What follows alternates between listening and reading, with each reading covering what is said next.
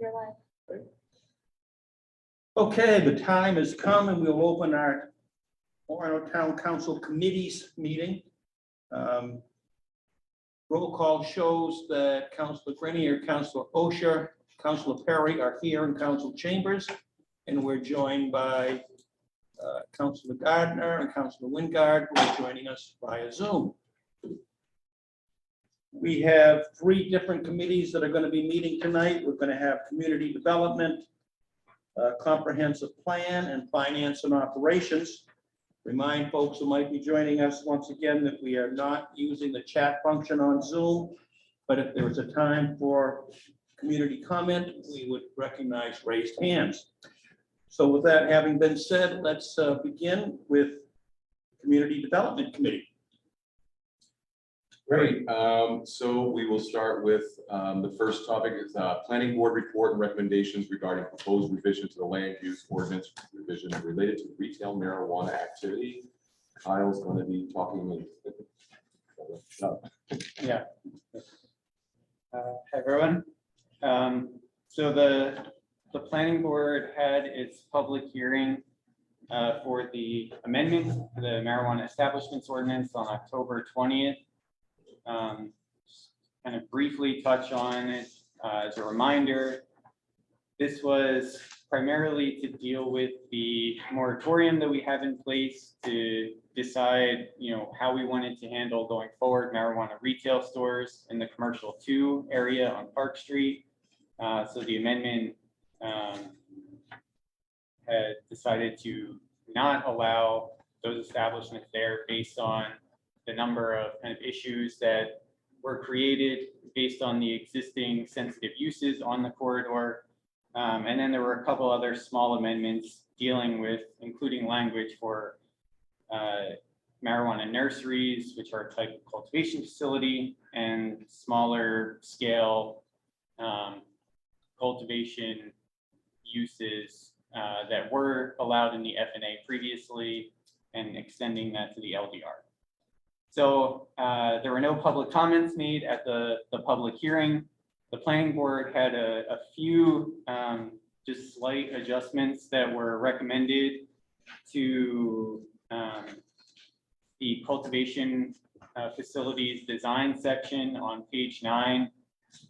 This was really, it wasn't any substantial change to the intent of the ordinance. It was just to clarify which zoning districts were being talked about. So when you look at 1 and 2, and it mentions, except in the case of cultivation facilities operating as marijuana nurseries, in the C1 district and then in the FNA district where the piece is added based on planning board comments, just to kind of clarify. But that was really it. Other than that, the planning board didn't have any further recommendations, and they recommended that it come back to council for kind of final review before going to a public hearing. Great. Does anybody have any questions of Kyle? Given what they were pretty minor changes. So, so do we just say that we move this on? And you can be as formal with that as you need to. You can take a vote, or you can just give us direction to put it on the agenda. I just say give you direction to put it on the agenda, but that's okay with everybody. Yeah. Great. That was easy. Yeah. Thanks. Moving on to our next item B, Municipal Review Committee Annual Director Election Ballot. So that is me, and I just realized that while I made a lovely electronic file, I did not include it as background, even though I said I did. Nobody called me on it. As I explained in the background, the Municipal Review Committee is a group of municipal communities, so entities, some quasi-municipal like transfer stations or solid waste districts, and other communities. We belong to the MRC. We are actually a founding member and now a joining member in the second iteration of the organization. And each year, we are asked to vote for members of the board of directors that make decisions, much like a council would make a decision for towns. The town, each community or member gets one vote, but that one vote is weighted based on their estimated tonnage that they deliver. Long standing. And so there are 4 people running for office this year. Karen Fassell, who is the City of Brewer Finance Director, Aaron Hootery, who is the City of Bangor Public Works Director, Steve Lewis, who is Town of Booth Bay Selectman, and James Ballot, who is a member of the Southwest Harbor Warrant Committee. I know some of these people personally and other people by just because they're in the same industry. I serve on the MRC board. I always like to say that so people understand that I'm being transparent. We would normally take this to a town council meeting. However, the ballot came in after the last town council meeting and it needs to go in before the next one. So in the background, I did give a recommendation simply because town staff every year I've been here has been asked for a recommendation. And I am recommending that we vote, we cast Orono's ballot votes for Karen Fassell, who currently serves as the president of the MRC. Right now, we're in the middle of some really sensitive negotiations to try to get the plant back up and running, and she has been a key representative, and I would hate to lose that history, but that's my recommendation. Happy to answer any questions. So does anybody have any questions? Yes, Jeff? I have a brief question. Sophie, when you addressed us with the, do I have to turn off my mic or something? Or are you all set? Nope. No, we're good. Okay. When you addressed us a couple months ago about the MRC and spoke about one particular municipality that was seeking to call a vote, do any of these 4 candidates for this position represent that municipality? None of these formally represent this municipality. Yeah, I guess I would leave it there. No. Okay. That was Bar Harbor. All right. And they are not represented. Okay. Here. Thank you. Kerry, so to keep discussion going, I would nominate or move that we elect Karen Fassell, is that how you say the name, to the MRC board. How does everybody else feel about that? I think it was good rationale. I think on this issue, I trust staff's judgment more than my own. I'm with you. Jeff, you in with this too? Great. Well, Sophie, it seems like we're all in favor. Excellent. I like that. Thank you very much. Great, thank you. I'm going to pass this off to Meg. Okay. Let's see, item number 3A for the Comp Plan Implementation Committee, ordinance revisions related to disorderly properties, unruly gatherings, and fee for police services for large events. And our goal here, having reviewed this draft ordinance language, is to really just kind of give staff information about whether this is heading in the right direction as far as what council's seeing today. We're not making a decision on it or, anything like that, but simply to discuss whether it's going in the direction that council envisioned. Sophie, is there anything you'd like to start off with, or should I be passing the torch to public safety, or? I would actually pass the torch to Kyle because he has become the expert. Kyle, yes, sorry. Kyle? Yeah, sure thing. I guess a little while ago, we had a draft ordinance amendment around this topic when we were talking about the amendments to the rental registration and homestays. We looked at something around disorderly properties and unruly gatherings at the same time. The way that that was sort of laid out and outlined was adding kind of provision and definition for unruly gatherings into the ordinance that wasn't there currently. So you sort of had, three things laid out. You had this idea of fees for police services at large events. You had unruly gatherings, which were these larger scale instances of behavior issues. And then you had disorderly properties, which were, supposed to be smaller scale kind of behavioral incidents. And it was sort of complicated, probably overly complicated and confusing, and the way it laid out just wasn't optimal. So this amendment sort of takes a little bit of a different approach, but tries to keep some of the same goals in mind and more of the same structure of our existing ordinance in mind.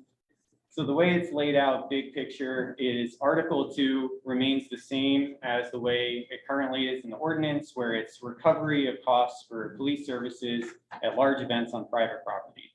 And this is a means to sort of recover costs for operational expenses. It's not necessarily penalties to dissuade poor behavior. So it's kind of purely on the operational side, putting a strain on town resources and police having to respond to these sorts of large events. And then so moving on to Article 3, just to touch on the bigger picture of it, remains as disorderly property, but then the kind of key difference between last time is instead of having disorderly properties and unruly gatherings, we've just defined disorderly activity and kind of split it into two tiers. So you have a disorderly activity 1, which is an instance where there's fewer than 20 people, and a disorderly activity 2, which is an instance involving 20 or more people, which was sort of the same threshold that we used in the previous version with unruly gatherings. It's just now that they both fall under the disorderly activity sort of label. It's just the scale changes based on the 1 and the 2. And then they can be treated differently from there. So going back. Hold on a second, I'm just want to make sure I'm following the right place. On our notes, this was top page 19, says to amend chapter 20, article 3. I think I'm in the wrong place. Because no, it's the right place? Yeah. So, but then you said, but the title here says disorderly property, but you said that you were changing that? No, so what we're not discussing in this proposed amendment is the idea of unruly gatherings. Okay. So disorderly property, disorderly activities, events, and properties all exist under the current ordinance. So we're keeping that sort of system, but we're just splitting what a disorderly activity is into 2 tiers. So an activity of under 20 people. But it says property, not activity. I guess that's right. Right, so if you look at the definition of a disorderly property, a property becomes disorderly when they have a certain number of disorderly activities. Yeah, so the old way, or the way it's currently written in the ordinance, is you have a disorderly activity. The police respond to it, it's verified, it's labeled as a disorderly event, and then if you have a certain number of events in any given amount of time, that property becomes a disorderly property and they have to enter into the remediation process. So the proposal here proposes to get rid of the idea of disorderly events because it's kind of a step, I think that probably doesn't need to be there. It's just kind of officially labeling something when we can sort of do that just as a practice. So it takes disorderly activities as any single event of disorderly behavior. And if you have 3 or more instances of a disorderly activity 1 within 360 days, the property is disorderly. And if you have 1 or more instance of a disorderly activity 2, the property becomes disorderly. So the idea is that, if you have, several of these smaller instances, you become a disorderly property, or if you have 1 larger scale incident, you become a disorderly property. And that's then where, instead of having, the disorderly properties and unruly gatherings, you're able to just treat them under the same definition, but kind of in different tiers and ways.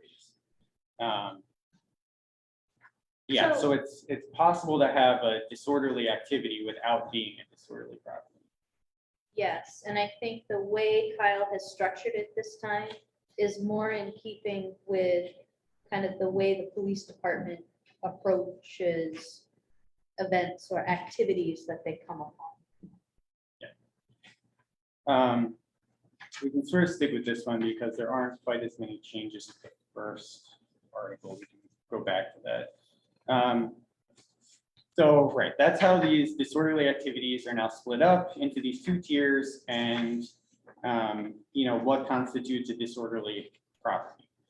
So, then you move on, some of the existing language in the ordinance is kept, a disorderly property being a public nuisance, disorderly properties being prohibited. Then, section 2056, that's language that was in the previous version where it talks about abatement of a disorderly activity. This really gives the police officer responding to the event more sort of more leverage from the ordinance to respond and actually deal with the problem happening, whereas the way the ordinance was written before never really addressed that. It was just the police officer saw that it was happening and then sort of went back and they sent a formal notice to the property owner, but there was nothing in there about actually dealing with the problem.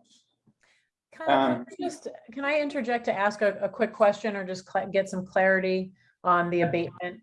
I think that for me, when I was reading through this, the only thing I was getting a little tripped up over is this concept of abatement, because my sense in terms of the way that I imagine it would be used and the way that you're using that word now is about being able to do things to sort of mitigate the event as it's happening, as it's unfolding. But when I'm reading it purely as an ordinance, absent of any context, to me, I feel like there's a gray area with the word abatement where I think that it could be interpreted that it's the option like to abate the disorderly activity could also mean like wipe it clean as do you know what I'm saying? Like, oh, technically this is a disorderly activity under the ordinance, but because the officer did X, Y, and Z, we're not going to hold that property accountable. Am I making sense? I just think it's the word, because the word abatement can frequently mean expunge or wipe clean, that Sure. Could it be misinterpreted? I think that's a good catch. I'm gonna suggest that we work with Dan Merrill, our deputy police chief, on language that will mirror what law enforcement would use for response language. Does that? Yeah. Okay. Yeah. Good catch. Okay. So moving on, the next section sort of talks about, noticing the property owner or the local authorized agent, managing the property of the disorderly activity that took place. This was an existing section, but the way it was kind of previously worded was much more complicated and there were a lot more possible steps involved. So the way it's broken down now for a disorderly activity 1, so this is, when you have an activity involving, less than 20 people, there's really 3 steps. So if you have one disorderly activity, it's sort of a warning, the issue is dealt with, and it's kind of saying, hey, you shouldn't really be doing that. It's not allowed. You're causing whatever problem for the neighbors or whoever it is. And then it's sort of just left at that. If a second disorderly activity occurs within that, 360 days, then there's more of an educational meeting where whoever the responsible party is, whether it's the owner or a tenant or whoever it might be, is sort of brought in to meet with town staff, and things are gone over more specifically, whether it's a specific ordinance or just kind of a conversation around the neighborhood or what problems they might be causing for surrounding property owners, whatever it is. It's a more kind of personal conversation and sit down approach to try to get the message across. And then third is sort of the final step for a disorderly activity 1, where it brings into place the kind of current language that we have around the remediation process, where they would have to, the property owner would have to enter into a formal agreement with the town and kind of create a plan of action to deal with the problem and sort of follow up with a report on how it's been dealt with and things like that. So for a disorderly property activity 2, which would be the larger scale event, it would be a little different because those are problems that potentially have a larger impact. They're probably happening less frequently. Those are probably not the issues that you see every day in your typical residential neighborhood. It's a little more severe the way it's dealt with. So it would instantly have to go to that remediation agreement step. But in addition to that, there would also be some financial penalty involved for those disorderly activity 2s. And you end up with a financial issue too, once you get to the third disorderly activity for a number 1, right? Whenever we hit the remediation step, that's when penalties begin to hit. So the way it's currently written is no, a disorderly activity 1 would only have a financial penalty if they didn't Meet the follow through remediation. with the remediation agreement. Okay. So a disorderly activity 1 that enters into a remediation agreement, if they refuse to enter into the agreement or they refuse to follow up with the agreement in some way, it would open them up to civil penalties of some sort, the way the ordinance is currently written. That's not to say that, maybe the disorderly activity 1, when it gets to that third stage, it's the same as the disorderly activity 2, where it's the remediation agreement and the proposed penalties in section 2060. That's, Gotcha. that's just the way it was done for the first draft, but that's certainly open for conversation. I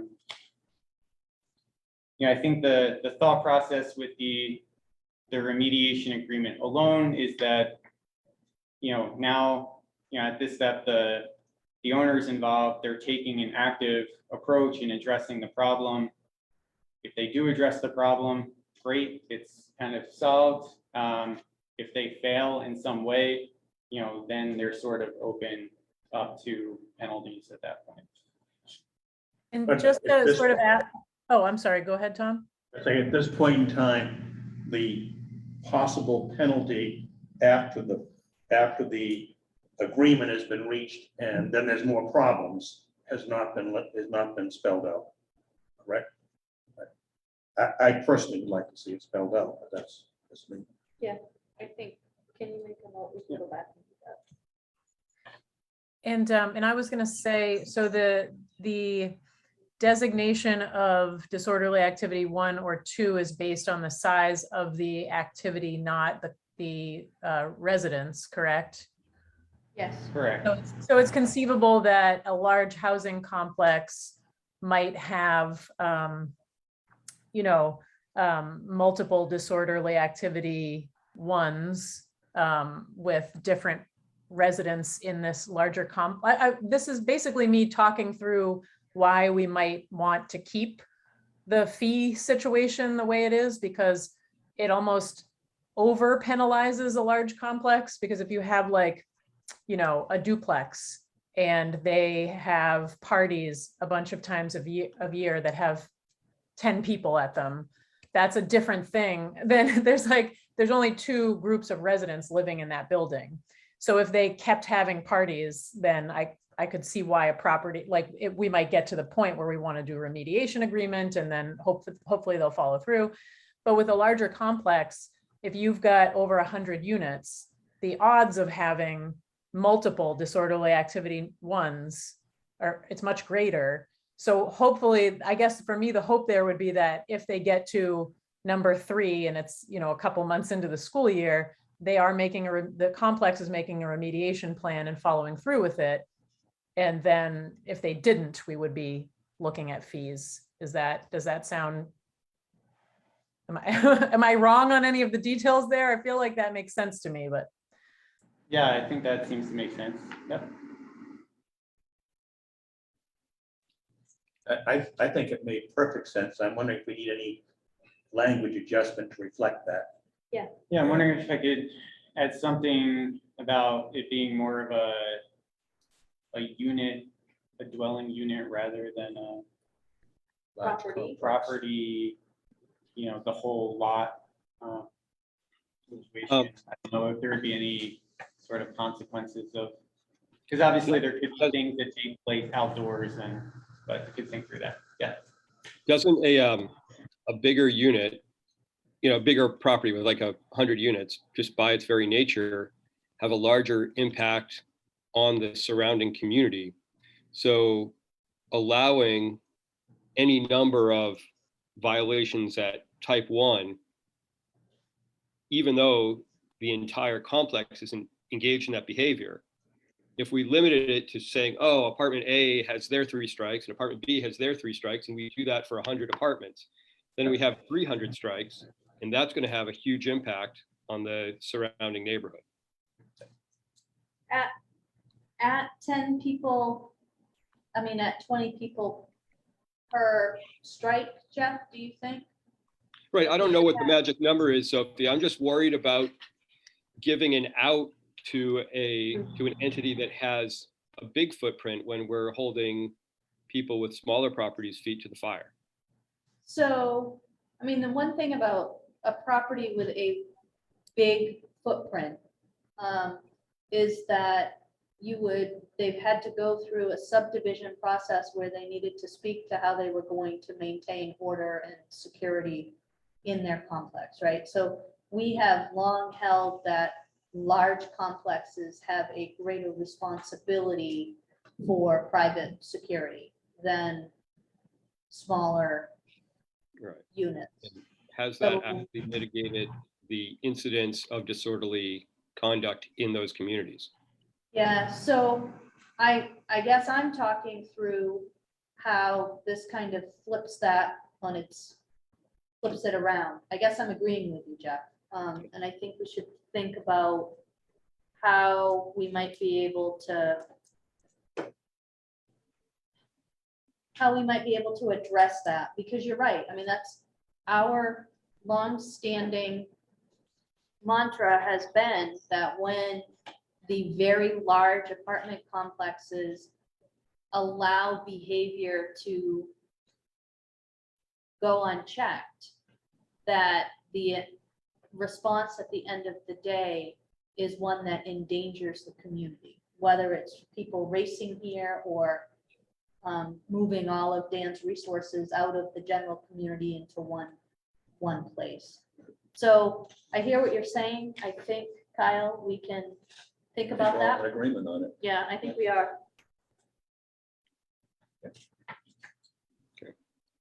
All right, so moving on,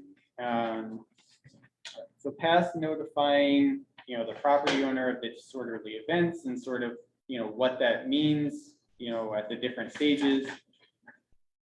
We keep the existing language around the remediation process. This would probably be something going forward after this meeting that I'll want to talk with Dan and the police department about, is the existing language effective? Does it meet their needs? Are there any changes there? The kind of draft that I put together so far is more just kind of big picture organizing the framework of the ordinance, getting into some of the specifics of, is it accomplishing exactly, what the police department needs and wants, we can kind of tackle that next. The duration of the disorderly property, that sort of remained the same there. So those are the ways that, once you have that disorderly property classification, how do you kind of move past that, whether it's, a certain length of time going by, or, you satisfied your remediation agreement, whatever it is, and that sort of resets the clock. So if, after all of that happened and you had another disorderly activity, it would just go back to being that first instance of a disorderly activity then. The penalty section, this was the same language that we had used in the previous draft that we talked about a little while ago. In that draft, we were talking about unruly gatherings having penalties. So that's why the financial penalties here, I kept tied to the disorderly activity 2 instead of the disorderly activity 1s currently in the ordinance. Outside of the civil penalty language, there aren't any penalties for disorderly activities. But again, if council wants to explore that possibility more, we can certainly do that. In 2060B, it talks about subsequent disorderly activity 2s. If you were to have, one and then, a couple months later, or even, 6 months later, another one happens, the fine would be doubled. And then each one after that, it doubles each time, to try to dissuade that. And Megan, to your point, yeah, the way disorderly activities are determined is based on the number of people, but then the financial penalties would be tied to the number of units. So those bigger complexes would be penalized more severely for the same type of incident as a smaller, single family or 2-family structure. Getting into the parties responsible language in 2060. The meeting we had with some of our local landlords, I think that language sort of addresses some of the concerns from that side about an owner just inherently being the be all and end all responsible party, and the fact that it might not always be possible for a property owner to be able to anticipate every single thing that happens at their property. Unexpected things could potentially happen, and that sort of that section sort of gives that. Yeah, If I may, Yeah. I'm wondering, there's going to be a real challenge to determine who's invited and who is not invited. right. I was thinking. If I were the responsible party. Yeah. And there was something bad going on and I wanted to have a good defense, I said, well, I didn't invite him. Mhm. He wasn't on my guest list. So you're looking at number 4. I am. Number 4 came directly from the town attorney when we started the revisions of this Mhm. ordinance. and it's around some ability for due process. So what they are suggesting is if somebody comes, if I have a barbecue and somebody's getting way out of control and I am making effort to get rid of that person, I call the police to get them to come to, Yeah. I make the effort to get rid of them. That what we're saying is I can't then, if I call the police and ask them to come help me get rid of somebody who's not invited, I can't then be charged with having an unruly. I understand that. I mean, and Yeah. that makes perfect sense to me. Yep. What I was really questioning was where it talks about the uninvited guest. If the disturbance is caused by somebody who is, quote, uninvited, then the responsible party is not responsible. So And- let's. And I'm just wondering, how are we gonna Yeah. determine who's invited and who isn't invited? Maybe it's simpler than I'm thinking, but Yeah, let me look. Let me look into that one. I don't have any problem with the example you gave. Yeah, I no, think no, that's- and I that's very think that's reasonable. the, Any more than we would penalize a local restaurant who called the police to remove a rowdy person. I mean, they're doing exactly what we want them to do. so as explained to me, that's what this is intending. The way you look at it would tell me that could be interpreted another way, and that's always dangerous in an ordinance, Tom.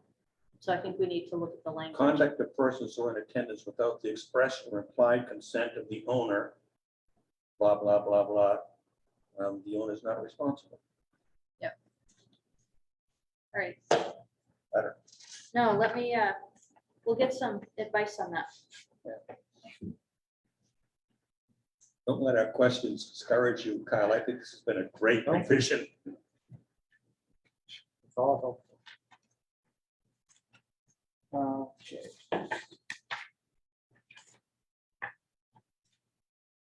All right, so I think that pretty much covers all of the proposed changes. Because then after that, the enforcement final section are the same as the existing language in the ordinance. So I think that covers all of the, things that I wanted to touch on. But if any counselors have any kind of questions or ideas in this or things that aren't in this that should be, that they want to go into, happy to answer any questions. I do have another question, but I want to check in with the rest of council, and I can't really see all of you in the room very well. Does anyone have any questions for Kyle? I have one very simple question. Yeah. It's on page 20 of our material and page 5 of your thing. And it's at the top of the page. And it talks about excessive, loud, or unnecessary noises. And I'm wondering what an unnecessary noise is. That ties back to the noise ordinance, right, in Yeah. section 13-55. And there are, in that ordinance, if you recall, there's a whole bunch of decibel levels, but then there is a section that speaks to a police officer's discretion on noise that is not, So there's a, if not a definition, a it's framed, guidance. it's for kind that. of framed out. That's fine. Yeah, I don't think unnecessary noise is specifically defined necessarily. Yeah, it's more of excessive, loud, or unnecessary ways of describing the potential noises that would violate the noise. But yeah, also that language was existing and I sort of. No, that's fine.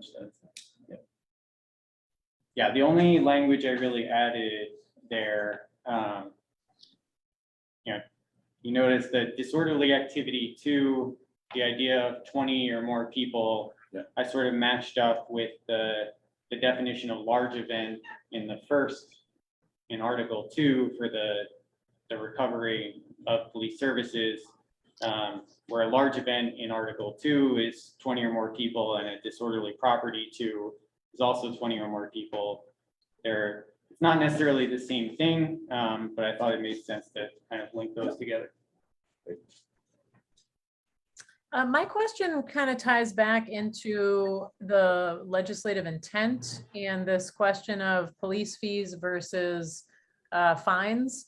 And now that we've been through this ordinance multiple times, I understand the distinction.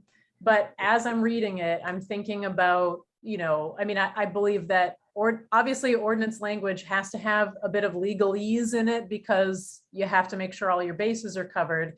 But also I do think that as much as possible,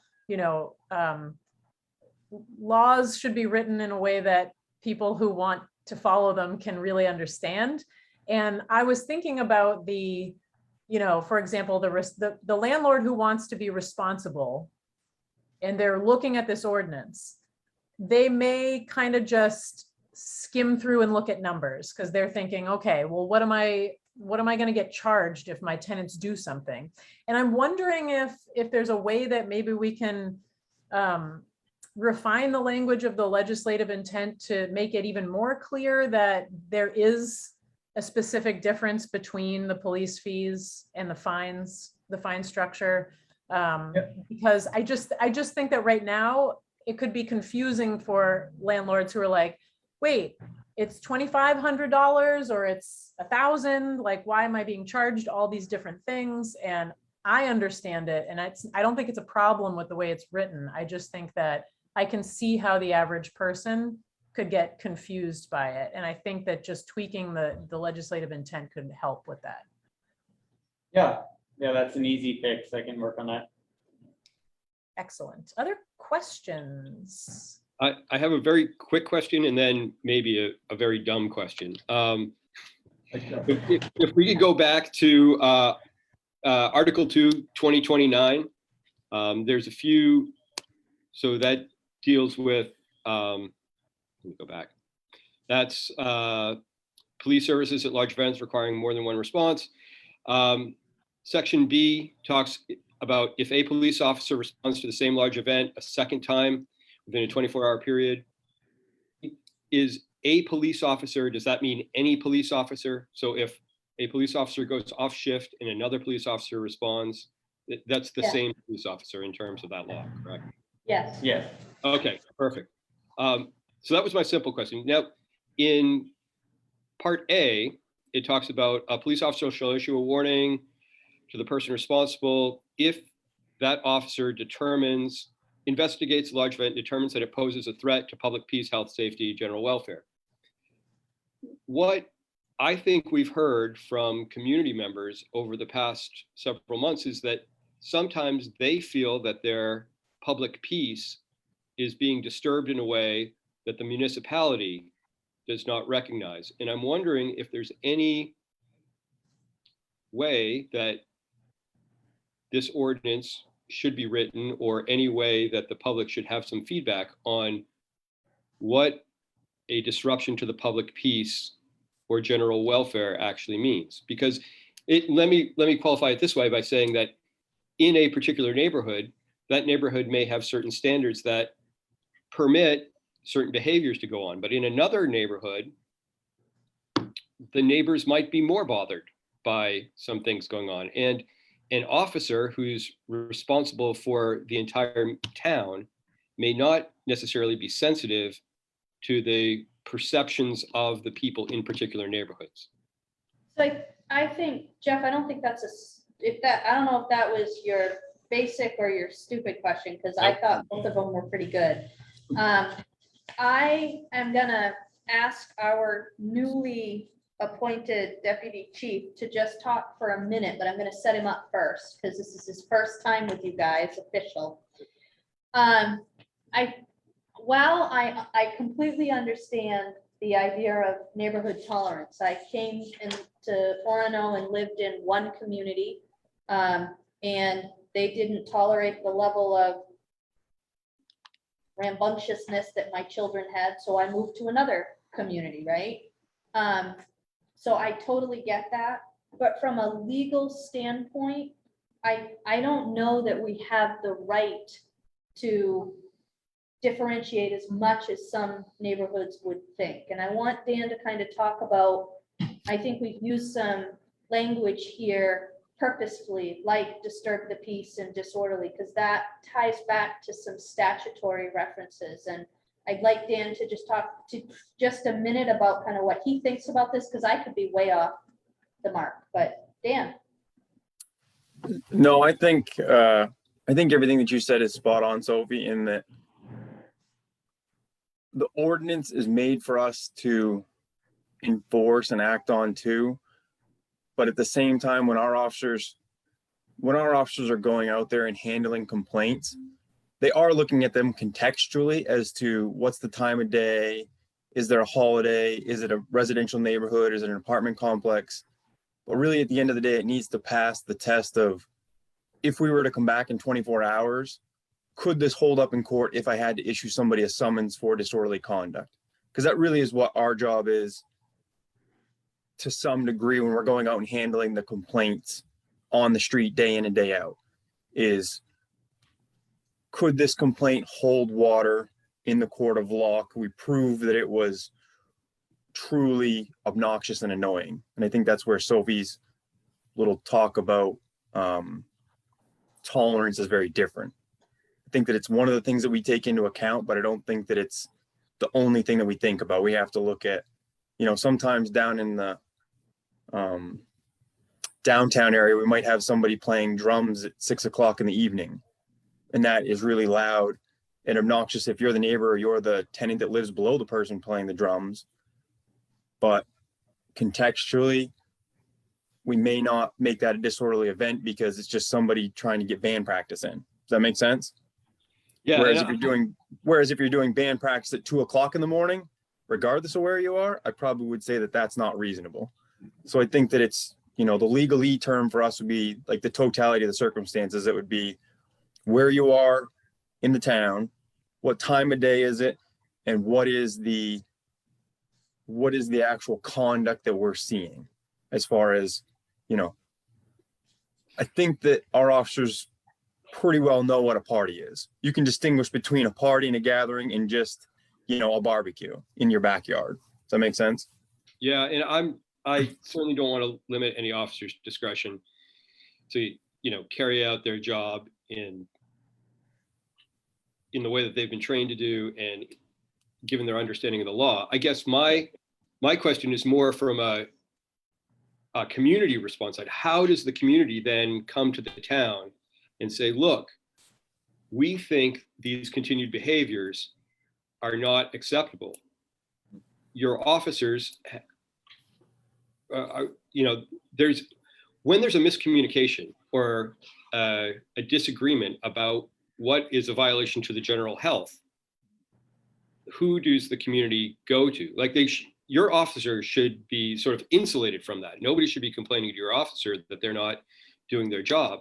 But I'm not sure that there's a mechanism in the ordinance, as I read it, for a community member or a community group to have an intentional conversation with anybody from the town about an ongoing problem. I think that I might, in a quick response to that, I might defer that back to Sophie and say that I would always encourage, and I know Josh always encouraged, if somebody in the town has a problem and they feel like they're not being heard or they don't feel like they have a valid complaint, then they should call. They should call me or call Jeff. And then we can have an honest conversation about whether or not the problem that they think that they're experiencing is something that I actually can control or not.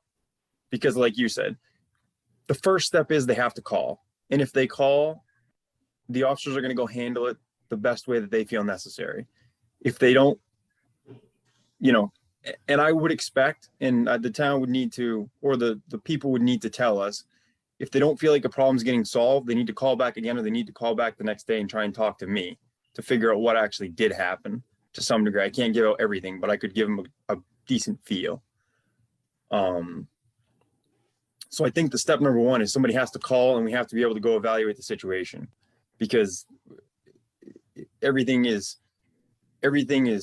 so contextual and so, taking in all the facts that we have at once. It's not saying tonight it's this, tomorrow it's that. It's not that black and white. It's pretty fluid, very fluid. So I would like to have that fluidity in the ordinance too. Yeah, I think it has to be a pretty flexible tool for your officers to be able to respond to a variety of situations.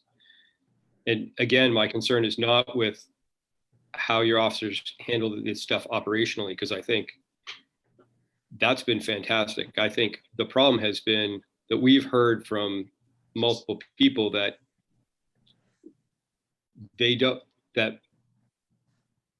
there's either a miscommunication or a misunderstanding of how to communicate with the town to make their needs, to get their concerns heard in the North Main Street area, in other neighborhoods as well, though. So, if the buck stops with your officer on the street, in an operational sense, that makes perfect sense. But from a community communication sense, it doesn't, because we've heard from our community members that they want a more open conversation about this. I don't know. Yeah. Let me jump in. I think I have an answer here, but if I'm walking down the wrong path, you let me know. On the street, the officer absolutely has a lot of discretion. That is what they're there for. We also have a community policing division where those things like 5 people hanging out around a fire pit, laughing and joking is bugging a neighbor, which if we took 5 people hanging out around a fire pit, laughing and joking to court, we wouldn't get very far at all. And so one would argue that taking that any further would really be misusing our authority if we know it's not going to go anywhere. But I think there has been a little bit of a disconnect in the community where people are going from the officer in the street to the council and expecting the council to fix everything. And the fact of the matter is there are a lot of steps in between that when the officer on the street shows up, if you're not happy that night, there's usually a sergeant working. You call dispatch, ask to speak to a sergeant, and a sergeant will come out who is the supervisor, who quite honestly should understand the context a little more and be more in the know. And if you're not happy with the sergeant, in the morning, you can call the captain or the chief and let the chief talk to, look at it and talk through it. If you're still not happy, go to our public safety director, who we put there in hopes of being able to manage some of this conflict. And then finally, if you're not happy with that, it lands on my desk.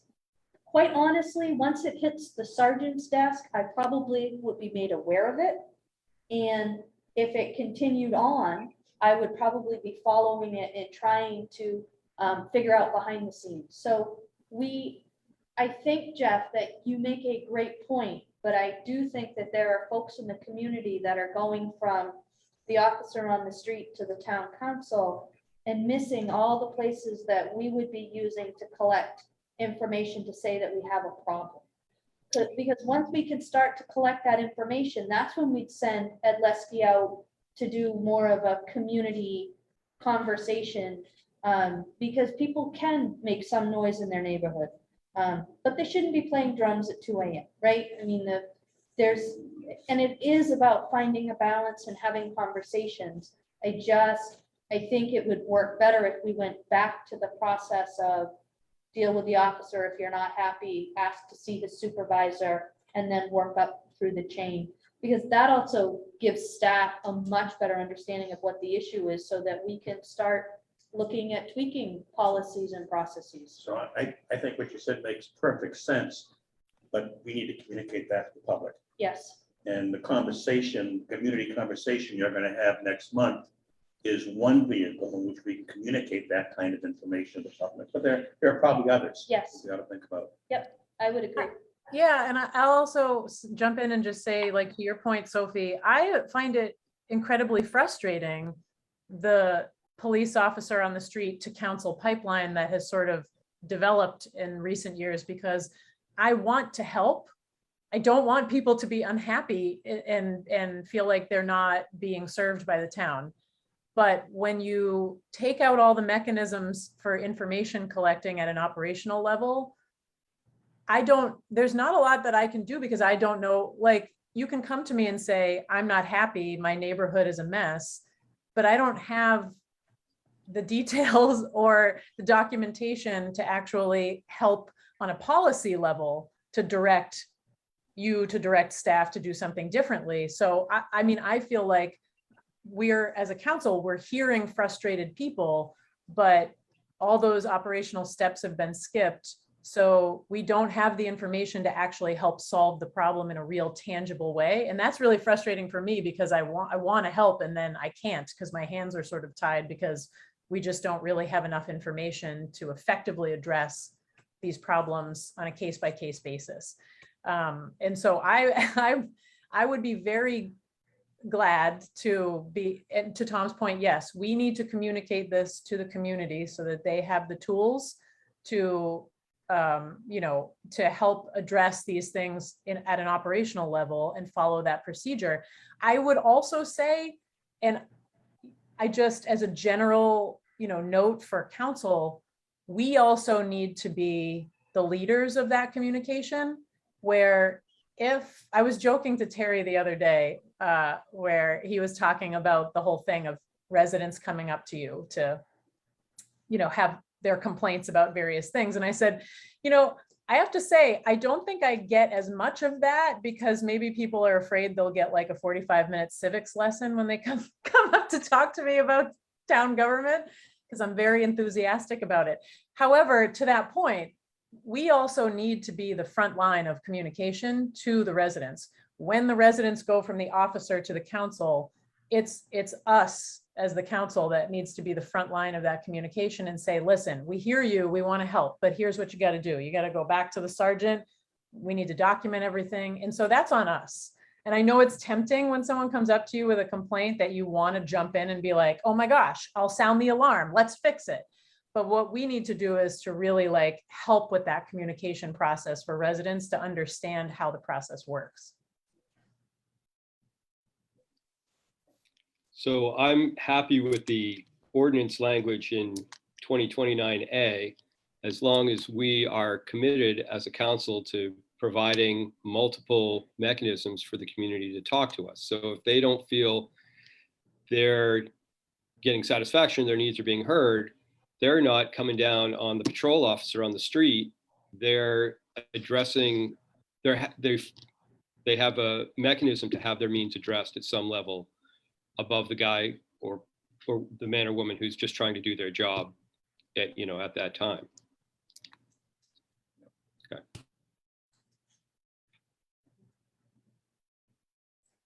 So did other questions?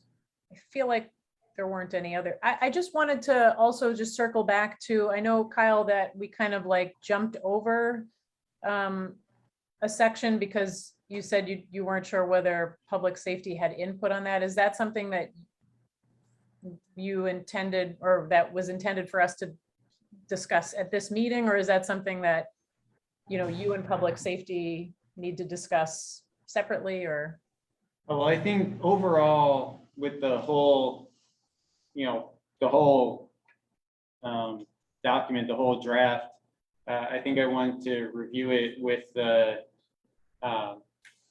police department and public safety staff just to get their feel. That hasn't really been, haven't really gone into the details yet of that step. So I want to make sure that, from an organizational standpoint, the framework of it makes sense. And now we can take that and sort of dive into the functionality of it. Does it work with current practices? Is there any small changes here and there that would sort of benefit the police department and how they operate? So that would be the next step. And I'd say after that, taking the comments that council has made here and any revisions, based on working with public safety into account, and then bringing back that draft to council committee at some future date.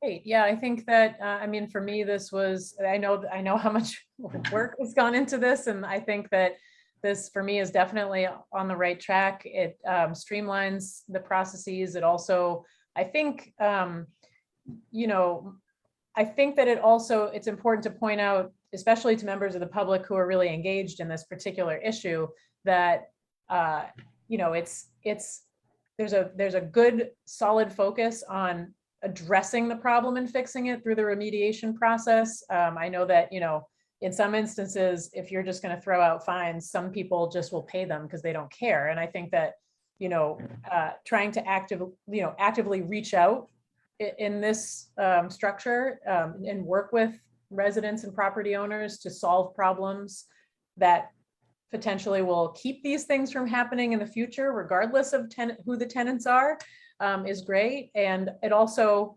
you know, I think what the current version, there needs to be like 5 events in a year before it kicks in. And now it's limited down to 3. So less chances for these big events to happen and before the remediation process and everything kicks in. So I think that's also very helpful. Other questions or comments before we move on? All right, excellent. Well, thank you very much, Kyle. And I think I'm handing the mic over, right? To somebody. To finance and operations. Okay, Tom, it's all you. Thank you. And first item under Finance and Operations Committee is purchase of FEMA fire grant fitness equipment. And is that Jeff or is that Sophie? That is, I think, Jeff. I think it is me. Hold on. I want to make sure my dog doesn't sketch out again. I guess she's okay.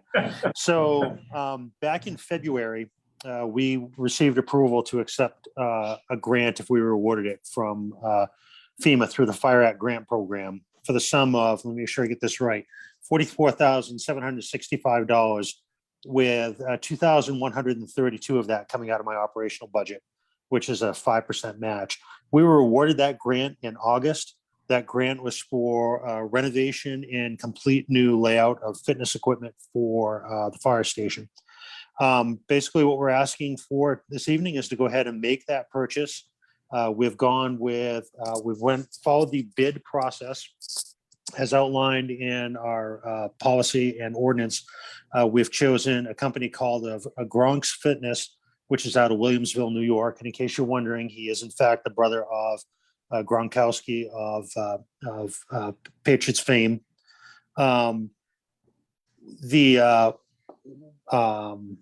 Yeah, so I guess that's all I have to say. I guess I will accept or take any questions you have. I just want to clarify one thing.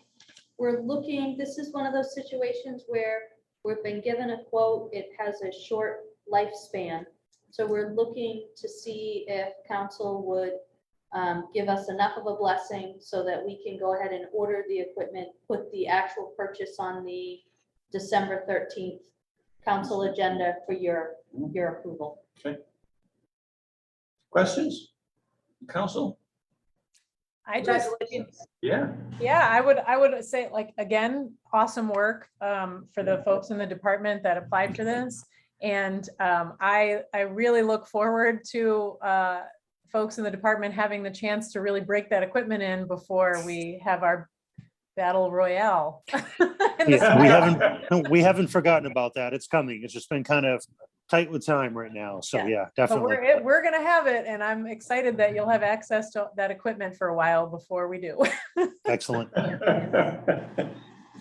Okay, if there's no other questions or comments, I think you have council permission to go ahead with the ordering, and it'll be on our December 13th agenda.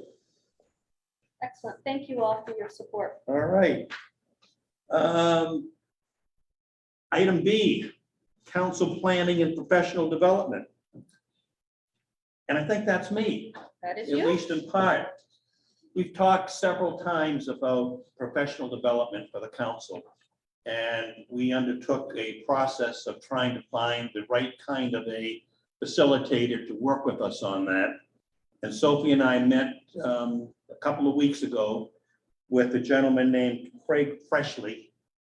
And I was very, very impressed with Craig. He has done a great deal of work with councils around the state.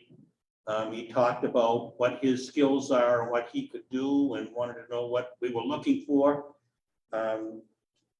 We discussed the training needs for the council. We agreed after talking with him for some time to schedule some training for March and April, once we have the election with new council members. He's going to meet with us 2 times, at least this is the tentative plan. The first time he's going to focus on, we did provide you with an agenda, unfortunately, folks who were doing remotely didn't. I actually PDF'd it Oh, to you are them. so clever. You can see what he is looking at for an agenda. I think it breaks down into working together effectively, the first part, and the second part, finding a shared vision for the work plan for the year. And we envision these being a couple of hours prior to a regularly scheduled meeting. He has a lot of resources available for us. He shared some of that with us when we met, and I'm just excited about this activity and how we can become a most effective council that we can, and I'm looking forward to it. We have already, we'll be notifying people who take out papers for running for council that these 2 dates are set in stone and they need to plan on them. And again, they're regular meeting dates, so hopefully everybody will be planning on it anyway. Sophie, anything you'd like to add? I think the only thing that I would add is that one of the things that I think impressed me the most about Craig is the fact that he has a lot of experience working with town managers and city councils. That this isn't just a generic board training. He understands the dynamic of the legal roles of councils and managers. And when we started talking about something that we would do here, he could immediately tie it to something that he had done before. I think, will be a dynamic facilitator, so I don't think we'll fall asleep. The first one that we have planned is we would plan to hold the workshop from 4 to 6, have a dinner from 6 to 6:30, and then the regular council meeting from 6:30 to when it is done. And so Tom has asked me to keep that one light, so we will keep the April meeting light. And then to give us a chance when we leave, he'll have a draft kind of how we, I hate to say rules because that makes it sound negative, but kind of guidelines for how council is going to operate that council has agreed to. And he will, when we come back on the 25th, he will review that briefly and make sure that everybody has thought about it, really agrees, and then we move into council work planning. The only thing I would add, I would talk about with the work planning, the way we have set this up, we talked for quite a while about council work plans during our meeting with Craig, Tom and I meeting with Craig. And I think what he got me to see is that in our desire to be very transparent and get a lot of stuff done, we have created a very large work plan. And he is suggesting that we look at the 3 to 5 things that the council that is seated wants to be known for. What are the things that are most important to council? And then in very high level, get those down and then send it to staff for staffs. How do we get, what are your suggestions for how we get there? And then we come back and bring that back to the council. So I'm also very pleased with his cost for his total expenses for this it's under $3,000. So that's pretty good for a consultant from Southern Maine to come up. Councilor Perry, if it helps, I had an opportunity to work with Craig when I was in the city of Auburn, and we were experiencing some issues down there. And I would echo what Sophie had to say about him being dynamic, a very good listener, really focusing in on not just like the head of the council or the town manager, but the council as a whole and some of their wishes. And the way he manages a group and gets people to see things is really, for us anyway, it was very impressive. I hope you guys have the same kind of experience with him. Thank you, Jeff. Appreciate that. Any questions on this item? So this is April. This is April, and I will put the permission to execute the scope of work and the payment on our next council meeting so that we can encumber those funds. Great. Okay, I'll move on to MDOT FY 2017 Stillwater Ave Godfrey Drive Project Contract and Billing. This is an interesting one. This is, before I start this one, I just want to let folks know, I just got a text from Jeff Wingard, Councilor Wingard. He had to step off and he wanted to make sure everybody knew that he was going to catch back up and appreciated the Jeff is meeting. doing parent conferences at his place of work tonight, so Very important. he needed to leave us early. So this is an interesting one. It kind of will pull back the curtain a little bit to how the joint MDOT town projects work. So because we are a municipal compact, an urban compact with the DOT, there are times that DOT does work and we are responsible for a certain percentage of the cost of that work. And normally, as we go through that process, we tell DOT, yes, we're in. And then time goes by and a contract shows up and we sign the contract and then council confirms the contract. And then the work gets done and we get a bill. And I will tell you, we don't spend a lot of time worrying about it. It just kind of happens. And sometimes things happen in that process where we think we're going to be on the hook for something and then we're not because Bax comes through with money or, you know, any number of things happen. So back in 2017, yes, almost 5 years ago, we had a project on Stillwater Avenue where they did a lot in Old Town and then a piece of Orono, just a small piece of Orono. And when they were there, we also got them to do about 120 feet of Godfrey Drive under that contract because it was a lot less per foot in place. So, or per ton in place. So that work happened. Everybody closed out their books and we all went along. Well, I got a call last week because DOT had an audit and they determined that they never sent the contract for the Stillwater work and they never got paid for the Stillwater work. And so my first suggestion was, wow, that's too bad. They didn't accept Lucky that. us. So our percentage of this was about $16,000 was what our percentage was. And then we had about $8,000 worth of the work on Godfrey Drive. Rob and I reviewed the documentation and sure enough, we missed it. They've missed it. We need to go back and I have executed a contract. I will need you to confirm it in December. You have already given me the authority to do that with state share contracts.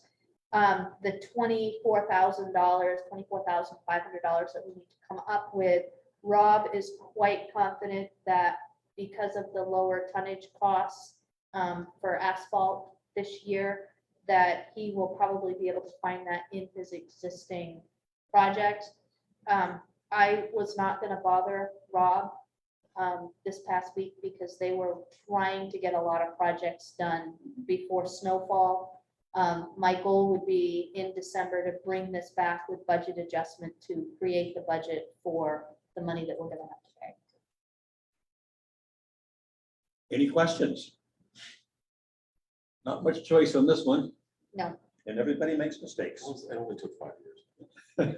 I'm surprised they have an audit that goes back that far. So I think it was probably an audit of federal funds. I would not be surprised that that would be every so often. Okay, well, let's move on to monthly financial report, So- budget, cash flow, and collections. I'm gonna ask if we can move that forward, because while you got Yep. I managed to dutifully make an electronic version and noticed this afternoon that I never sent it to the rest of That council. was So just fine. I will send that out. That will be easy. We'll look at it another time. So then we'll move on to staffing updates. So I wanted to bring a couple of things to your attention. First, we seem to be losing and gaining staff at a remarkable rate, which puts a lot of stress on my assistant manager, because she runs the back office for all of that. But I wanted to give you some updates.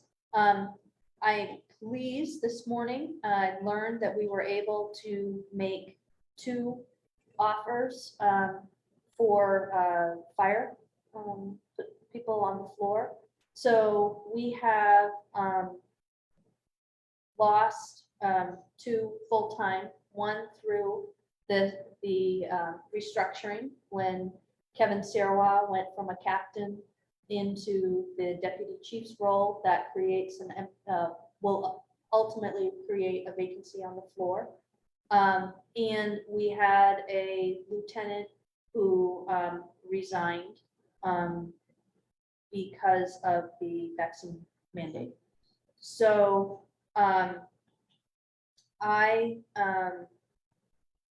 so we've made those offers. So that means that they have passed all of the hurdles in terms of the interview, the physical agility exam. With the conditional offer, now we would do any kind of background testing we would want. That it could be psychological exam. There are certain circumstances that we do that fire and certain that we don't. Background, just a general reference check and employment check, and criminal licensure, that kind of stuff. So we check to make sure that they actually are eligible to be firefighter paramedics. So I'm excited about that. That would leave us with a vacant floater position, but that's really awesome to see that. In the police department, we have 4 vacancies right now. We were at 3, the 4th one came, or we are anticipating a 4th one. We have somebody who is in the final stages of a hire process someplace else. And I will just tell you that for most of our people, if they get to a final stage, they clear the rest pretty easily, just because we've got pretty well-trained and professional people here. We have made 1 conditional offer, and we continue our recruitment efforts, but that is getting very, very thin. I think everybody is in that boat, which has led to Chief Lowe, and I will tell you, I don't call Dan Deputy Chief. It's too many words. I just call him Chief. So Chief Merrill and Chief Lowe are out looking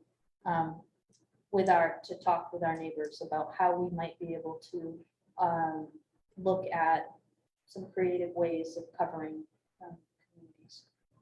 For all 3 of us, one of the things that's really important is to not invite people to patrol our community that would not meet our standard and our expectations with regard to community policing. I'm gonna argue nobody would be as great as Orono anyway, but they could be really committed to it. Yep. I want to let you know that we have brought our new environmental services coordinator on board. Megan Hess is our new person. She comes to us fresh off a master's degree at the University of Maine in environmental services, passionate about clean water, just a very impressive individual. So she will be working in public works, reporting to Rob. Thrilled about that.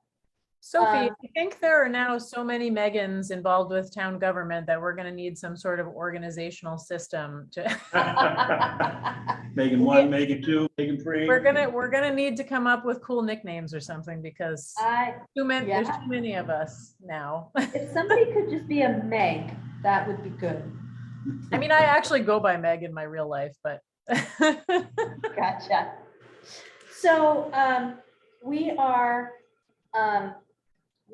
getting ready to send Joe Madigan off into retirement at the end of December, which is a bummer. But he has done a great job with succession planning in his department. So we had a vacancy in WPCF that we have brought a gentleman named the shared labor position. I'm sorry, we brought Caleb LaPlante in, and he is new. He's been with us for just a few months and managed already to get his permit for CDL. I think it's the fastest one in the 10 years I've been here. So that is wonderful to see. We've made a conditional offer and are getting ready to welcome an operator, a WPCF operator there. When Joe makes his retirement, there is a plan for succession. So that will leave another operator position open there.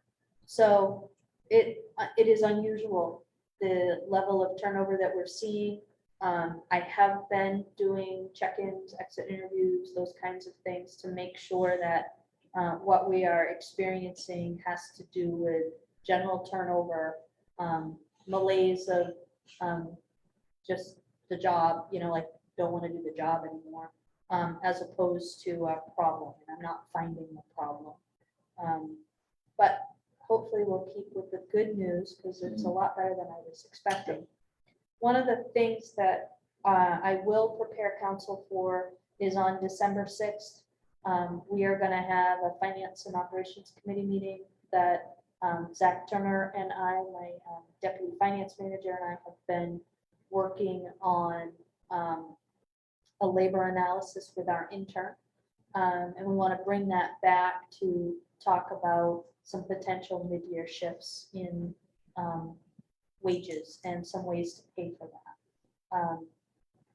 So that's going to be, I think, a key element as we move forward.